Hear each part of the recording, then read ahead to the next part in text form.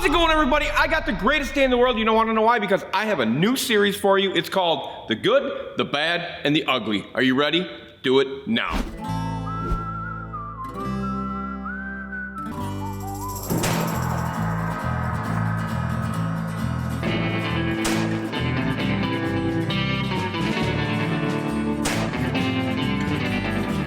All right, so we're starting right now with Good, Bad, and Ugly series, Evinrude.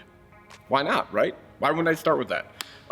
Good, bad, and ugly. So what we're gonna do here, we're gonna format things out, the good parts of Evinrude, the bad parts of Evinrude, and the ugly parts of Evinrude as we go through it, okay? So, and this is all my opinion, and this is why I do this, so we can all comment, so you can all get involved and do your thing, and maybe you Evinrude guys that are out there today wanna talk about me saying stuff. I don't care, that's why I do this. I do it for you guys to get involved and talk, the community to get built up, for you guys to talk amongst each other. Why? Because no one else wants to do this, so why wouldn't I, right? Yeah, it's me.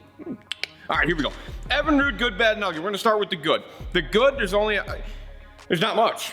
I think the 70s were good for them. They fought Mercury a lot in the 70s, but I think the prime time of them Evinrudes was that late, let's go mid 80s for the lower horsepowers up to 40 horse, but then we're gonna go right into the early 90s for the lower ones, and then we get right back into the late 90s. So we're going, let's go mid 80s to late 90s. Just the only reason I'm saying that, let's go a decade, about 10 years, something like that. I'm gonna say that just because them 25 two-strokes were awesome, 35s were awesome, 40s were good. I didn't have really any problems with them. They were strong, they ran, everybody used them.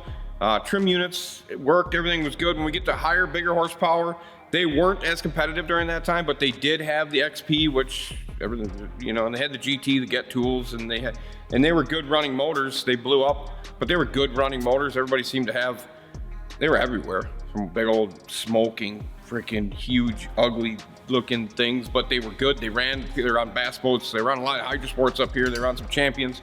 They were on Rangers up here. But I think their peak good was that Intruder. I really do. I think that Intruder was a great motor for them. There was power pack issues when they couldn't get them. They had power pack issues, but man, would they run. They would run hard. They would drink gas, great. They would use oil, but the son of a bitch ran. They ran hard. I take myself back to the story of the engineer coming over here after one of our old customers, which he doesn't come here no more because he doesn't even have a boat anymore, but he had originally bought an Evinrude from the Southside Marine on the south side and put it on the river, and he popped it. It blew up right away. And I think they were on like number 2 and it blew up again, and they sent the engineer over here. They put a power head on it, and it was actually the guy who designed it and was part of it, and he's like, no, you're breaking this thing in all wrong. We got to get in it, and he just freaking hammered it. Now, I wasn't there, but I heard the story. He literally cracked that son of a bitch, went wide open all the way down the river and back like 4 times, wide open, trimmed out, and that motor still runs today. Never been built, still runs today. Amazing. So and that's just testimony to what they were at that time. You know, they were building the highest quality product outboard, probably two-stroke, that for what they were building, crazy. So that's their quick little window on good, besides the name. I thought it was kind of cool. Then you get to the bad. I jump into the bad as the Ficht. The Ficht era was the bad. They were trying, I would say, to energize the two-stroke era into a fuel economy. They were competing with the Mercury EFI early stages of it, and they ended up obviously fighting the Optimax in 98, 99. But the early Ficht 150s were good, but then when we got to 200s, 225s, they were garbage. They were just garbage. And they were bad. They were bad for the company. It spun them out of control. I think it spun them into bankruptcy, and that's OMC. Spun them into bankruptcy, ended up with BRP purchasing them because of, I feel, that motor, it was the only thing that they were really doing at that time.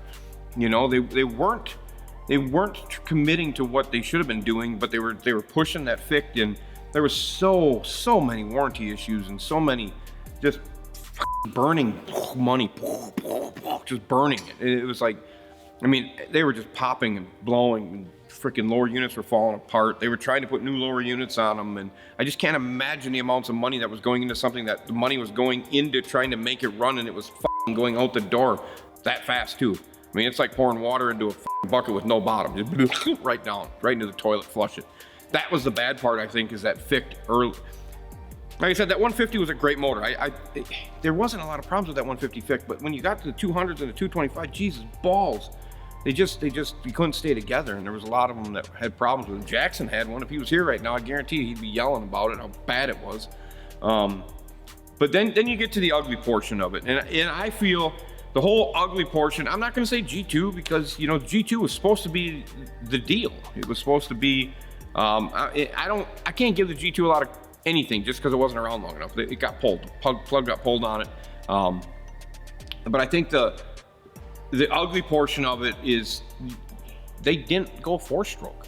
I mean, they committed to 2-stroke for so long, and they stuck with it. They never went to that 4-stroke avenue. They never took that outboard, and they did in the Johnson era. I mean, they had the Suzuki help from Suzuki to build that Johnson and that Evinrude, the 4-stroke. And at that point, why don't you just take it apart and take the best of everything and steal half of it or steal 3/4 of it and build your own damn outboard that runs?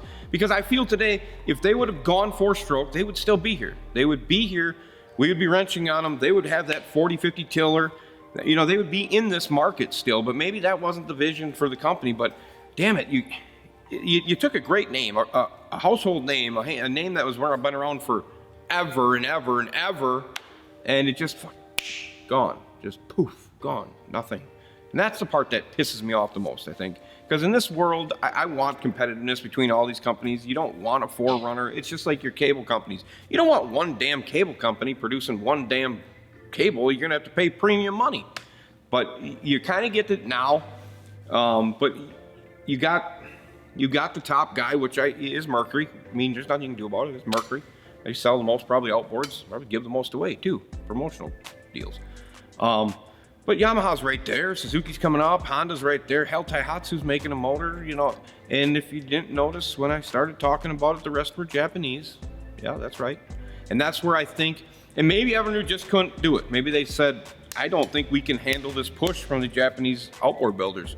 Maybe we can't build that quality of motor. Maybe they couldn't, I don't know. But you know, you had the Suzuki right in your hands, you could have tore it apart and at least come up with, I just still think today, if there's so much loyalty in Evinrude out there for all the Evinrude guys, if they would have come out with a quality running 4-stroke, they would have bought it. They would have bought it. There was that much loyalty. So, you know, it pisses me off that they closed though, you know. You lose all the people that lost their jobs. All the people that lost their jobs. Maybe not everybody lost their jobs, but there was a lot of people that lost their jobs. And I don't know, maybe they rehired now because they're trying to build a Lego boat over there. What the hell's that thing called? I did a video. Snitch? What the? Sea-Doo Switch. Switch. Yeah, there we go. Hey, let's build a put together plastic, lawn furniture.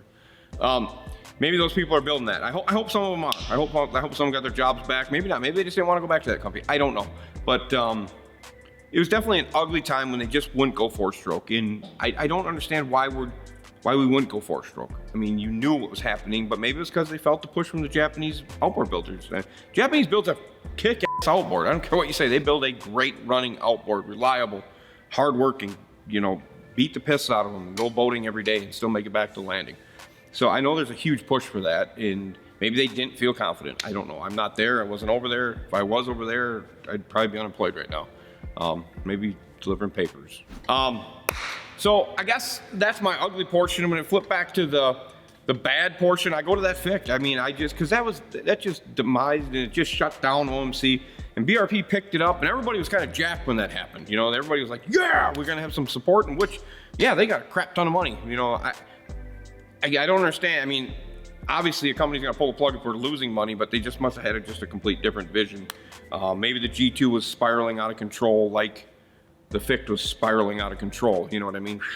Together. The e-tec in there, I think, was climbing. You know, I think it was steadily balancing inside of the world, but then the other two personal foul, intentional grounding, or whatever. Intentional grounding, grounded, done. That's what I'm thinking. I think that's what happened. Like I said, I don't know, but they were great. I mean, they were on top, I would say, in the early 90s to late 90s. They were doing it. They were doing it with the 2-stroke, and I think they said, we're gonna live and die 2-stroke, and they took the bullet. Poof, dead. So, like I said, the good I give it a decade there. You know, I'm gonna give it late 80s, late 90s, that decade right in there. That was prime, premium, hard to keep up with them, two-stroke, awesome technology, hard-working outboards that, I mean, had problems, but they all had problems, but at least they were hard-working. They ran 95% of the time. So I'm gonna go with that window of the good, the bad. Ficht was, I mean, there's a lot of you guys out there that love that Ficht. I understand that, but damn it, I worked on them and they were, every one of them would blow up. I mean, they'd come in, pop, next, pop, next, pop. I mean, just pop, pop, pop, pop, pop, pop, pop. That's why we call them Orville Redenbacher. Which one's next? Not Ole Redenbacher, Orville Redenbacher. Pop, pop, pop, pop, pop. That's exactly what we had. And the ugly was just, why don't you go 4-stroke? They'd still be here today if we went on 4-stroke. They would have. There was too much loyalty. Yeah, I mean, that's about where I'm at with it. You know, the good, the bad, the ugly, and it's Evinrude. It's Evinrude. I guess that's going to be what we're going to have for Evinrude, because there's really not much more to talk about, is there, Jordan? Conspiracy that BRP bought Evinrude just for the fuel? For the fuel. And just pawned it and just pushed it for a while? To let Rotax have it and develop e-tec? Yeah. Hell yeah, that would. They bought it for the fuel system, so they could put it on their Rotax motors. Right? Still running today, right? Is the e-tec not still running on the Rotax motors? E-tec fuel? Snowmobiles. Yeah. Huh? I mean, I said that when they bought it. They bought it for the fuel system.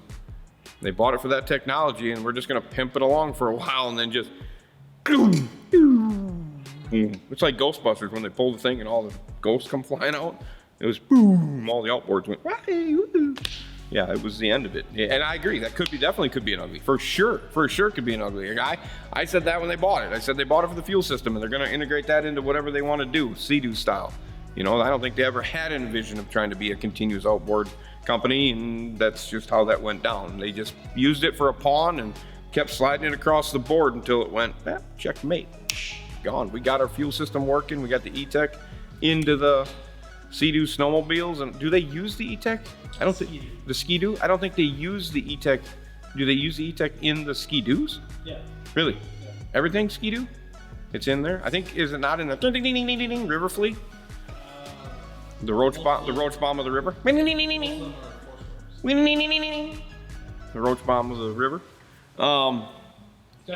It's in their snowmobiles still today. Great. That's what I'm going with. Yeah. Add check mark to another ugly. Why not, right? Can that be part of the ugly? Yeah. Okay, let's do it. And everybody lost their job. I mean, if you're gonna buy it, just buy it and close the whole freaking thing down. Let somebody else buy it. They still haven't released that. They still haven't surrendered that name yet, have they? They still own the name Evinrude. Think somebody will buy it? I would rather see an electric outboard. Wouldn't you? Like a good one? Not this crap that we're seeing maybe pictures of, or why don't they get Elon? Call it the Evinrude. Huh? Evinrude. He'll build us an outboard that'll zoom. We'll figure out it. Get him on the phone. Somebody get him on the phone. Let's make the Evinrude. Huh? New outboard, baby, the Evinrude.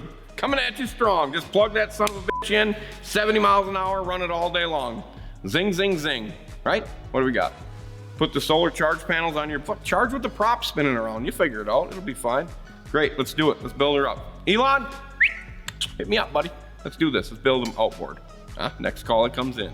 Probably not, but he's in Texas right now, living the dream. He's got enough money. Why won't you try it? He's blowing up rockets. Why wouldn't we try it out outboard? Coming at you in 2022, Evinrude. No, I don't know, maybe. But that's it. That's the good, bad, and ugly of Evinrude. I love it. Let's do some more of these. We'll figure out, because we can do anything. We can do the good, bad, and ugly of Lowrance. We can do the good, bad, and ugly of boats. We can do the good, bad, and ugly of trailers, tires. We can do it everything. It's going to be great. So, like always, comment on what you want to see if you like this. If you got something that you want me to do, comment down here. Let's get it. As always, I hope you enjoyed it. I hope you like the new series. I do. I stayed late just to do it for you. It's dark outside. We're going to have a tornado up here today. Raining, bad winds, not good. I'm going to go home. All right? So as always, comment, subscribe, and click the notification bell to witness the madness that I call speed, money. No brakes, baby. I'm out. See ya!